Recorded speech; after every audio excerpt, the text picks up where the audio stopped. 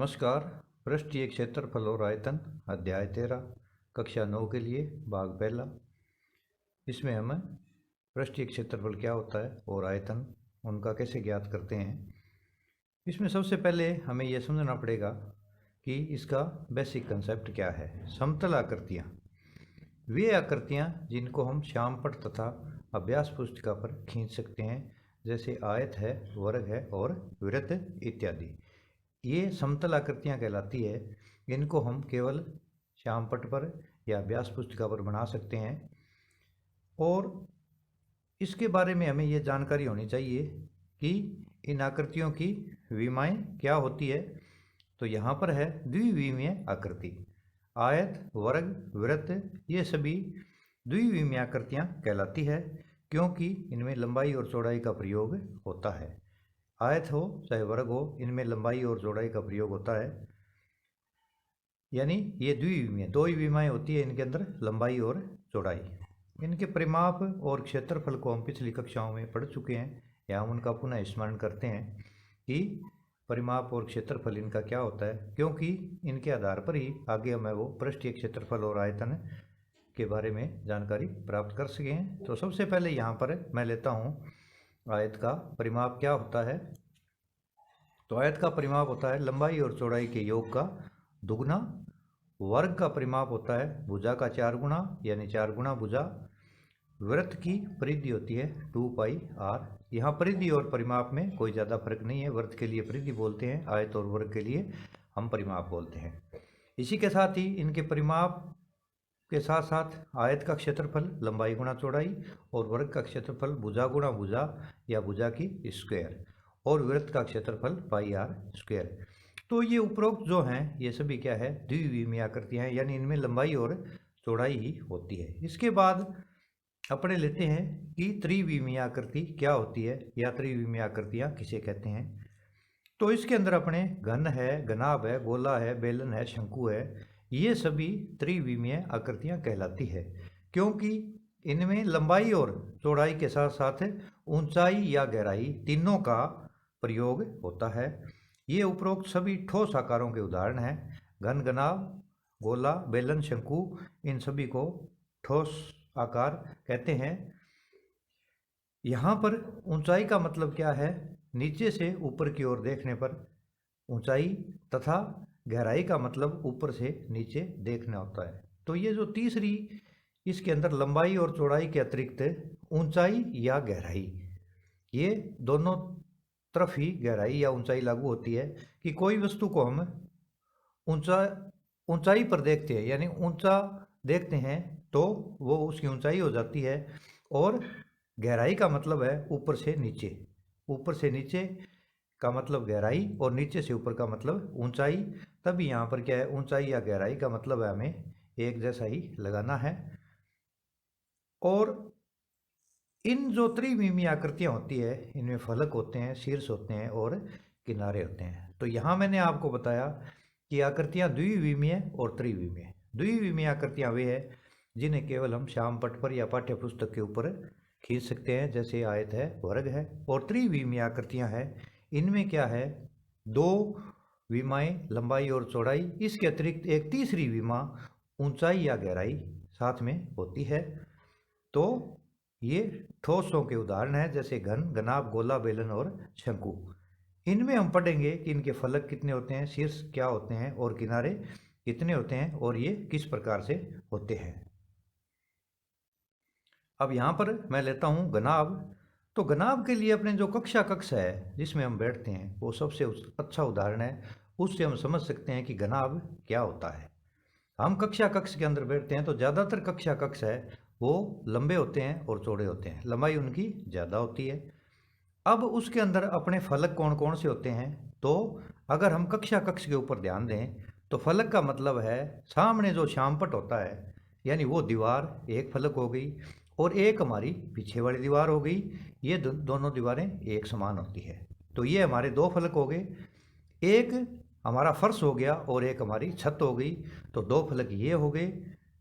और बाकी के दो फलक कौन से बचते हैं, जिसमें गेट लगे हुए होते हैं और एक साइड में खिड़कियां होती है। तो ज़्यादातर कक्षों में क्या है, एक तरफ गेट होते हैं और दूसरी तरफ खिड़कियां होती है। तो हमारे जो दाएं बाएं की दो दीवारें हैं, ऊपर नीचे की जो दो दीवारें हैं और आमने सामने की जो दो दीवारें हैं, तो ये 6 फलक घनाभ के अंदर होते हैं। कक्षा कक्ष के अंदर हम अपने आप को बैठा हुआ माने कि हम कक्षा कक्ष के अंदर बैठे हैं, जो बिल्कुल कहीं से भी खुला नहीं है, यानी उसमें कोई खिड़की दरवाज़ा नहीं है। तो वो घनाभ का सबसे अच्छा उदाहरण है। इसमें पृष्ठ है वो आपको अच्छी तरह से याद हो जाएंगे कि एक तो हमारे सामने बोर्ड वाली दीवार और एक हमारे पीछे वाली दीवार, ये दोनों एक समान होती है। और एक फर्श और छत, ये दोनों एक समान होते हैं। और एक गेट वाला और दूसरा खिड़की वाला, यानी हमारे जो दाएं बाएं हैं वो, तो ये कुल मिलाकर के 6 फलक जिनको बोलते हैं, या पृष्ठ बोल दो या दीवारें बोल दो, तो ये 6 होती है। इसके बाद में आते हैं कि घनाभ में शीर्ष कितने होते हैं। शीर्ष या जिसको कोने कहते हैं, तो शीर्ष क्या होता है? शीर्ष जिसको अपने बागड़ी भाषा में कूंट भी कहते हैं, कि वो कितनी होती है, तो वो 8 होती है। और किनारे इसमें 12 होते हैं, जिसको कोर भी बोल सकते हैं, एज जिसको कहते हैं। तो 12 किनारे होते हैं। किनारे कौन से होते हैं कि जहाँ पर दो दीवारें मिलती है, जहाँ पर भी दो दीवारें मिलती है या दो पृष्ठ मिलते हैं, तो एक किनारा बनता है। इस तरह से हम अगर अपने कमरे में बैठ करके अपने ही कमरे का अध्ययन करें, कक्षा कक्ष का, तो उसके अंदर हमें किनारों का पता है वो आसानी से लग सकता है। और जहाँ पर 3 किनारे आकर के मिलते हैं वहाँ एक शीर्ष बनता है। तो इस तरह से 4 ऊपर और 4 नीचे कमरे में 8 शीर्ष होते हैं और 12 इसके अंदर किनारे होते हैं। 4 नीचे होते हैं फर्श पे, 4 छत पे, और 4 किनारे है वो ऊंचाई का प्रदर्शन करते हैं। तो इस प्रकार से 12 इसमें किनारे हो जाते हैं। अब हम क्या करेंगे इसके अंदर कि घनाभ का सूत्र है वो हम कैसे याद रखें, किस तरह से इसको याद करें कि ताकि हम कभी भी इसको भूल नहीं पाए। अब थोड़ा सा इसमें मैं सूत्र को लास्ट में मैं आपको फार्मूला बता दूंगा, आपको सूत्र याद हो जाएगा, रटने की आवश्यकता नहीं है। तो थोड़ा सा हम पहले इसमें समझ लेते हैं कि कमरा यानी कक्षा कक्ष से सूत्र का निर्माण हम कैसे कर सकते हैं। तो इसमें घनाभ का पृष्ठीय क्षेत्रफल तथा घन का पृष्ठीय क्षेत्रफल ज्ञात करने का तरीका क्या है, इसका सूत्र क्या है, तो थोड़ा सा इसमें हम समझ लेते हैं। तो प्यारे बच्चों, जब हम कक्षा कक्ष के अंदर बैठे हैं और बात यहाँ कक्षा कक्ष की ही चल रही है, तो कक्षा कक्ष के अंदर जो हमारे मेज स्टूल रखे हुए हैं वो फर्श पर रखे हुए हैं। और फर्श का क्षेत्रफल क्या होता है? लंबाई गुणा चौड़ाई। अगर लंबाई को मैं लेंथ एल ले लूँ और चौड़ाई को ब्रेथ बी ले लूँ, तो एल गुणा बी यानी एल बी। और छत का क्षेत्रफल भी क्या होता है? लंबाई गुणा चौड़ाई, ये भी एल बी होता है। तो ये जो दोनों हैं फर्श और छत, ये दोनों एक समान हैं। इन दोनों के क्षेत्रफल हैं वो एक समान है, यानी ये जो दोनों फलक हैं ये आयताकार हैं। तो आयत का क्षेत्रफल क्या होता है? लंबाई गुणा चौड़ाई, और इसमें भी लंबाई गुणा चौड़ाई। यानी जो हमारा फर्श है जिसके ऊपर हम मेज स्टूल रख करके बैठे होते हैं, और ऊपर जो छत है जिसके अंदर ऊपर पंखे लटके हुए होते हैं, तो इन दोनों फलकों का, पृष्ठों का जो समान होते हैं क्षेत्रफल, लंबाई गुणा चौड़ाई में लेते हैं। अब तीसरा इसमें लेते हैं, तो ये डबल हो गए, यहाँ पर ये याद रखें, ये दोनों छत और फर्श एक समान है। अब हम लेते हैं बोर्ड वाली दीवार, सामने की जो दीवार है जिसके ऊपर बोर्ड होता है और हम आपको पढ़ाते हैं, तो वो बोर्ड वाली जो दीवार है उसके अंदर क्या है? वो चौड़ाई और ऊंचाई में होती है। यानी बोर्ड वाली दीवार है वो चौड़ी होती है, चौड़ाई में लेते हैं उसको भी, कितना कमरा हमारा चौड़ा है, तो चौड़ाई गुणा ऊंचाई, यानी उसकी दीवार की ऊंचाई कितनी है। तो यहाँ पर ऊंचाई को बी माना था ब्रेथ, और चौड़ाई को बी माना था ब्रेथ, और ऊंचाई को एच माना था हाइट। तो ये हो गया चौड़ाई गुणा ऊंचाई, बी गुणा एच यानी बी एच।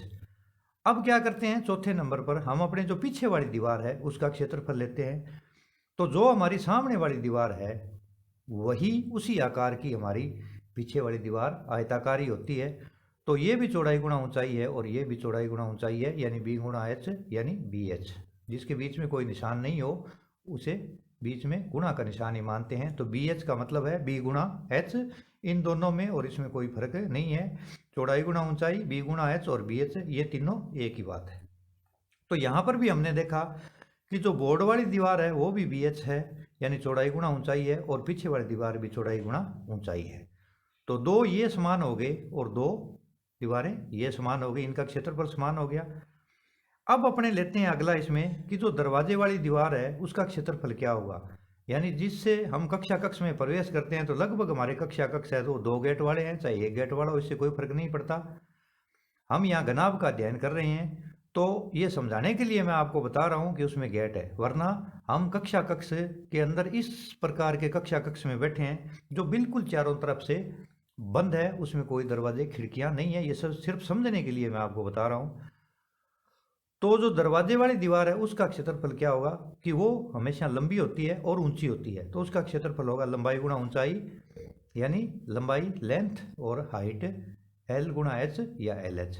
अब इसके बाद में हमारे जो खिड़की वाली दीवार है उसका क्षेत्रफल, एक तरफ खिड़कियां लगी होती है, ज़्यादातर जो कक्षा हमारे वो एक ही तरफ गेट वाले होते हैं, तो इसकी भी होगी लंबाई गुणा ऊंचाई। तो ये जो दोनों है ये भी क्या है हमारे समान है कक्षा कक्ष के अंदर, जो लंबाई और ऊंचाई है तो ये भी हमारी क्या है, यहाँ एल एच कह दो चाहे इसको एच एल कह दो, तो ये भी हमारी डबल हो जाती है। अब क्या करते हैं, हमने इसका पृष्ठीय क्षेत्रफल तैयार करना है, तो जो भी है जो हमने अब तक इनकी आयताकार दीवारों का हमने जो पृष्ठ क्षेत्रफल ज्ञात किया है उसको हम जोड़ेंगे तो ये सब मिल करके और घनाभ का पृष्ठीय क्षेत्रफल बन जाएगा। यहाँ पर हम ये याद रखेंगे कि जो सभी 6 फलक होते हैं वो आयताकार होते हैं, घनाभ के अंदर सारे फलक आयताकार होते हैं। तो यहाँ पर हम आयत के क्षेत्रफल का सूत्र लंबाई गुणा चौड़ाई का ही प्रयोग करेंगे, क्योंकि इसमें त्रिविमीय तीसरी ऊंचाई भी आ गई है, तो अलग अलग दीवार का क्षेत्रफल है वो कहीं पर लंबाई गुणा चौड़ाई होगा और कहीं पर चौड़ाई गुणा ऊंचाई होगा और कहीं पर लंबाई गुणा ऊंचाई होगा। कहने का मतलब यहाँ पर ये है कि ये सारे 6 के 6 आयताकार टुकड़े हैं, आयत हैं, आयताकार दीवारें हैं, आयताकार पृष्ठ है। अब हम क्या करते हैं कि घनाभ का पृष्ठीय क्षेत्रफल टोटल ज्ञात करने के लिए मैं उपरोक्त सभी को जोड़ता हूँ। तो पहले हमारी जो फर्श था लंबाई गुणा चौड़ाई, इसमें छत का जोड़ दिया लंबाई गुणा चौड़ाई। फिर हमारे सामने वाला जो बोर्ड वाली दीवार थी वो चौड़ाई गुणा ऊंचाई और पीछे वाली दीवार भी चौड़ाई गुणा ऊंचाई। इसके बाद में गेट वाली लंबाई गुणा ऊंचाई और खिड़कियों वाली भी लंबाई गुणा ऊंचाई। तो ये यहाँ पर क्या है, ये दोनों एक समान है तो ये 2 हो गए, 2 गुणा लंबाई गुणा चौड़ाई, और ये भी यहाँ पर क्या है एक समान है तो ये भी डबल हो गए, और तीसरा यहाँ पर ये भी है, ये भी दोनों डबल हो गए। अब इसमें क्या है, गुणनखंड के नियम से मैं जब 2 कॉमन निकाल लेता हूँ तो हमारा अंदर बचता है लंबाई गुणा चौड़ाई, ये बच गया, प्लस चौड़ाई गुणा ऊंचाई ये बच गया, प्लस लंबाई गुणा ऊंचाई ये बच गया। और इनकी इकाई भी साथ में ध्यान रखनी है, इनकी इकाई होती है वर्ग मात्रक या वर्ग इकाई। जैसे सेमी में है सारी इकाइयाँ तो हम उत्तर में वर्ग सेमी लिखेंगे और मीटर में है तो वर्ग मीटर लिखेंगे। या इस सूत्र को हम इस तरह का छोटा रूप भी दे सकते हैं कि यहाँ पर जो लंबाई गुणा चौड़ाई थी L B plus L B, चौड़ाई गुणा ऊंचाई B H plus B H, और लंबाई गुणा ऊंचाई L H plus L H. तो ये भी यहाँ पर डबल है तो डबल हो गया, ये भी यहाँ पर डबल है, 1 और 1 2 बी एच हो गया, और एल एच और एल एच 1 1 मिल करके 2 हो गए। यहाँ पर भी मैं क्या करता हूँ 2 है वो कॉमन निकाल लेता हूँ, तो शेष अंदर बचता है मेरा L B plus B H plus L H. आप इसको ऐसे भी लिख सकते हो 2 बाहर L B plus B H plus H L, ये वही है ऊपर वाला ही है, इसका हिंदी में है और इसको हमने अंग्रेजी में छोटे शब्दों में है वो, इसकी भी इकाई वही होगी जो ऊपर वाले की है। तो वर्ग मात्रक या वर्ग इकाई, सेमी स्क्वायर या मीटर स्क्वायर, इसमें जब हम घनाभ का पृष्ठीय क्षेत्रफल, तो यहाँ पर हमने देखा कि ये घनाभ का पृष्ठीय क्षेत्रफल है वो हमारा निकल गया है। इसका ये सूत्र है, एक तो ये सूत्र बनता है हमारा और एक इसके अंदर ये सूत्र है। ये सूत्र और इस सूत्र में और इस सूत्र में यहाँ में कोई फर्क नहीं है। ये हमने लंबाई की जगह एल लिया था, चौड़ाई की जगह बी लिया था और ऊंचाई को एच माना था, तो इस रूप में आ गया है।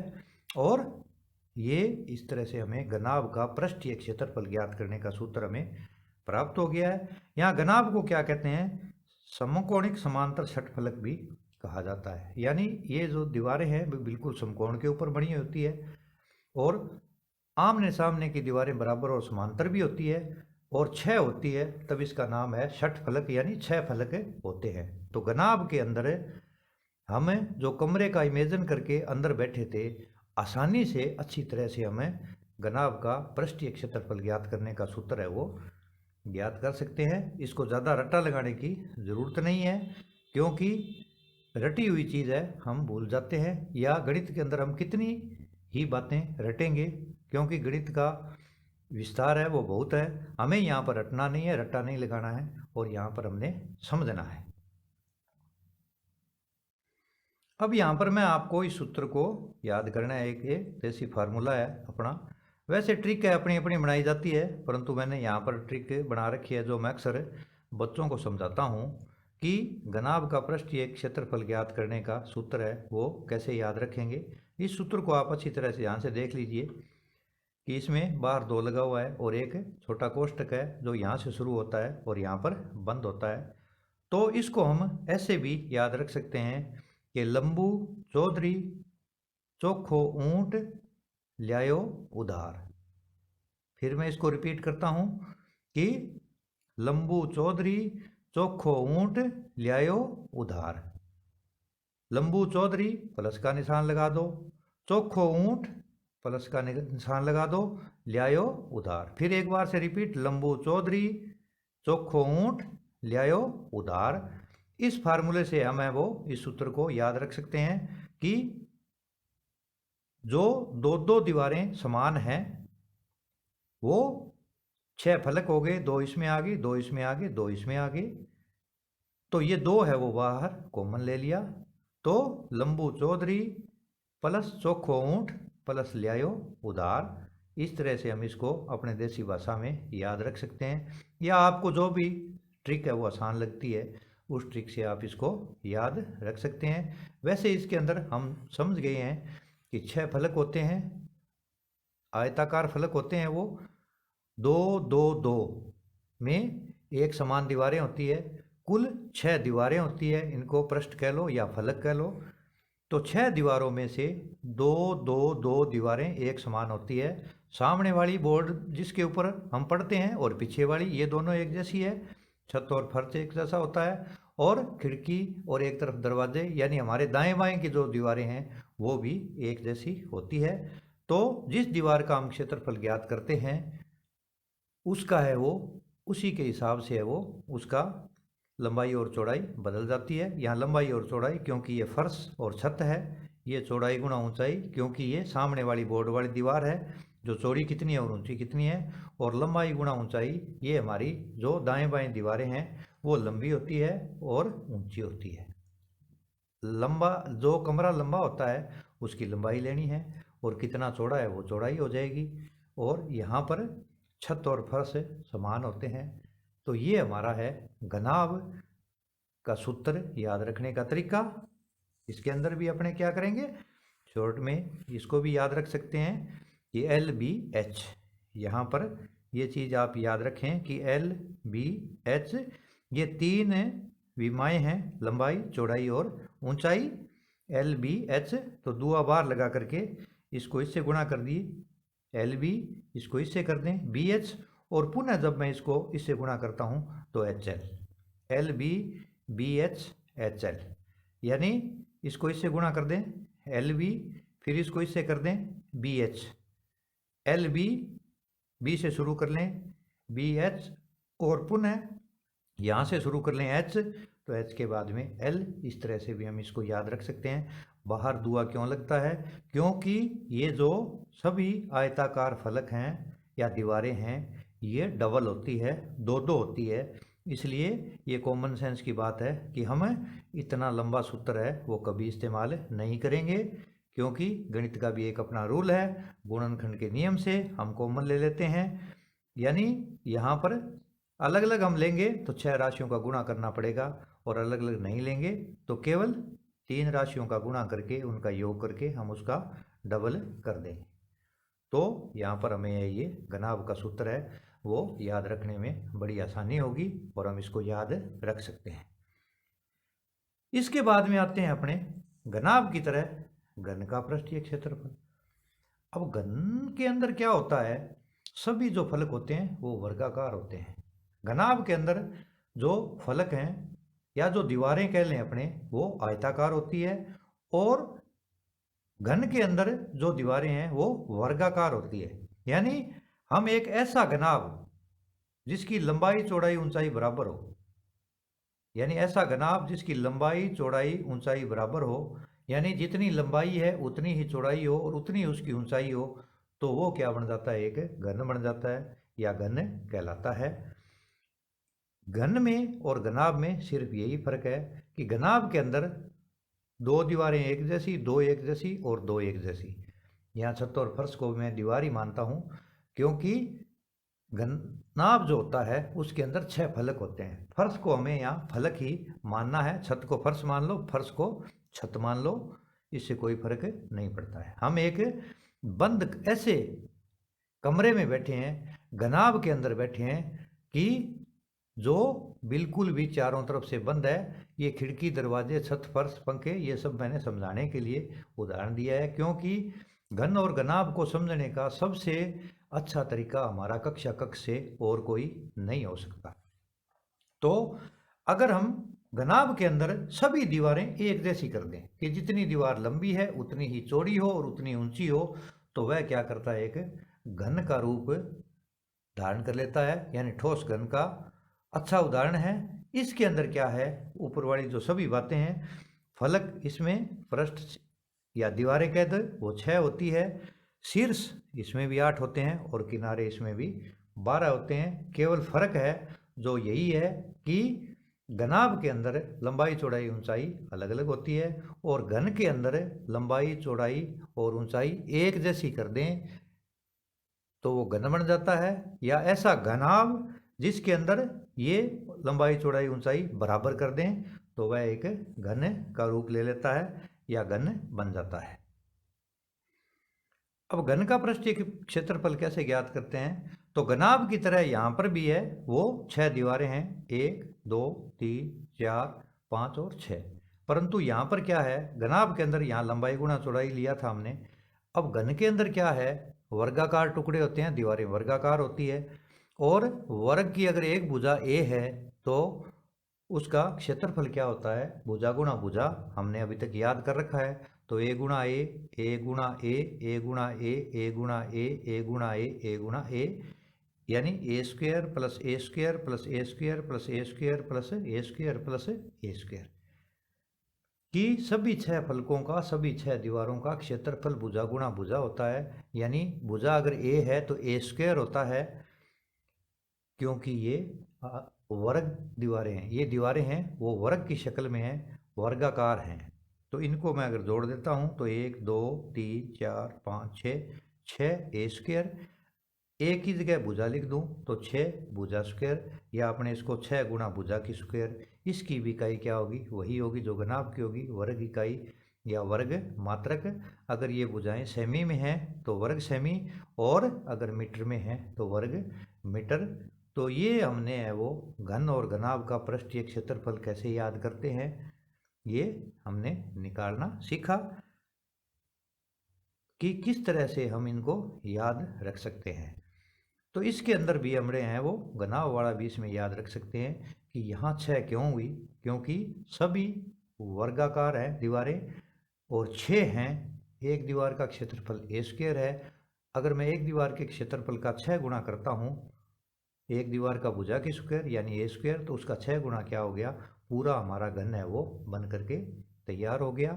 और उसके अंदर बाहर 2 लगता है और अंदर ब्रैकेट में लंबू चौधरी चोखो ऊंट लियायो उधार, क्योंकि वहाँ पर आयताकार दीवारें होती है जो 2 2 2 में एक जैसी होती है। तभी हम क्या करते हैं, उसका सूत्र है वो थोड़ा सा अलग से है। वैसे ध्यान दें तो घनाभ को मैंने यहाँ पर घन बना दिया है, लंबाई चौड़ाई और ऊंचाई एक करके। अब इसमें थोड़ा और ले लेते हैं कि अगर यहाँ पर कमरे की चारों दीवारों का क्षेत्रफल, चारों दीवारों का पृष्ठीय क्षेत्रफल, अगर केवल कमरे की चारों दीवारें लेनी है तो हम क्या करेंगे, 2 इंटू ऊंचाई और लंबाई प्लस चौड़ाई, तो ये हो जाएगा हमारा कमरे की चारों दीवारों का पृष्ठीय क्षेत्रफल। अगर मैं ये ऊंचाई इसमें से निकाल देता हूं तो पीछे हमारा क्या बचता है, लंबाई और चौड़ाई के योग का दुगना, जो हमारा क्या है, आयत का परिमाप है। जो आयत का परिमाप क्या होता है, लंबाई और चौड़ाई के योग का दुगना। आयत के परिमाप को मैं अगर ऊंचाई से गुणा कर दूं तो वो कमरे की चारों दीवारों का पृष्ठीय क्षेत्रफल बन जाता है, या चारों दीवारों का क्षेत्रफल हम निकाल सकते हैं।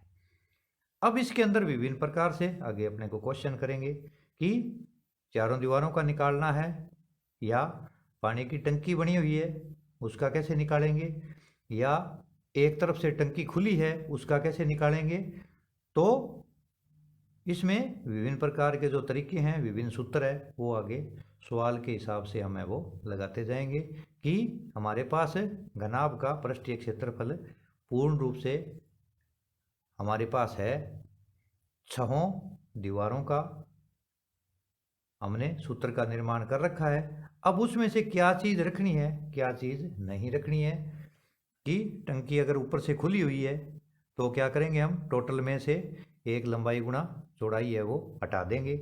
और अगर इसी तरह से कार का भी है, अगर कार को ढकने के लिए भी हमें चाहिए तो वहाँ पर भी 5 ही पृष्ठ है वो तैयार करने होते हैं, क्योंकि फर्श है वो खाली रहता है। और अगर टंकी है तो ऊपर से खुली होती है, जो घनाभ कार में टंकी है वो ऊपर से खुली होती है, तो उसमें ही हमें 5 पृष्ठों का निर्माण करना होता है। तो पृष्ठीय क्षेत्रफल से मेरा मतलब यहाँ पर ये है कि हम पृष्ठों को तैयार करेंगे तब ये सूत्र है वो काम में आएगा, कि उनमें धातु कितना लगेगा, गत्ता कितना लगेगा, या ईंटें कितनी लगेगी। ये सब है वो जो तीनों विमाएँ हैं, लंबाई, चौड़ाई और ऊंचाई, ये पृष्ठ तैयार करने में हमारी सहायता करती है। इनमें भी हमें क्या है, घनाभ में आयत का और घन में वर्ग का ख्याल रखना पड़ेगा। इसी तरह से आगे भी अन्य जो भी हैं उनके अंदर वृत्त भी काम आता है, वृत्त की परिधि भी काम आती है, वृत्त का क्षेत्रफल भी काम में आता है। तो वो सवाल की प्रकृति पर निर्भर करता है कि सवाल के अंदर हमें क्या पूछ रहा है। जैसे अपने यहाँ पर कोई पूछ रहा है कि कमरे के अंदर रंग करना है, तो छत छोड़नी है या नहीं छोड़नी, क्योंकि फर्श तो छोड़ना ही होता है, फर्श के ऊपर रंग नहीं होता। अगर चारों दीवारों पर रंग करना है तो हम इस सूत्र का इस्तेमाल करेंगे। ये कमरे की चारों दीवारों का पृष्ठीय क्षेत्रफल है, ये हमें बता देगा कि हमें कितनी जगह पर रंग करना है, उसका साइज़ क्या है, वो सेमी में चाहिए या मीटर में चाहिए। तो यहाँ पर मैंने कक्ष का उदाहरण देते हुए आपको समझाने का प्रयास किया है कि घन और घनाभ का पृष्ठीय क्षेत्रफल है वो कैसे ज्ञात करते हैं। पुनः आपको मैं स्मरण करा दूं कि कक्ष है वो हमारा सबसे अच्छा उदाहरण है। घनाभ में फलक 6 होते हैं, सिर 60 होते हैं और किनारे 12 होते हैं। यही बातें हमारी घन में भी होती है, उसमें भी 6 फलक, सिर 60 और किनारे 12 होते हैं। कमरे के अंदर जो 6 दीवारें हैं हमारी, वो हमने फर्श को भी दीवार ही मानना है, छत को दीवार मानना है, और आमने सामने और दाएं वाले बाएं वाली भी हमारी ये 6 दीवारें हो गई। तो ये हमारे यहाँ पर 6 फलक हो गए। और घनाभ को अगर मैं वर्गाकार में बदल दूं, यानी घनाभ की लंबाई चौड़ाई ऊंचाई एक जैसी कर दूं, तो हमें घन प्राप्त हो जाता है, जिसका पृष्ठीय क्षेत्रफल आपके सामने यहाँ पर निकाला हुआ है। ये कमरे की चारों दीवारों का पृष्ठीय क्षेत्रफल निकाला हुआ है। इसी के साथ भाग 2 में मैं आपको इसके आयतन के बारे में बताऊंगा। धन्यवाद।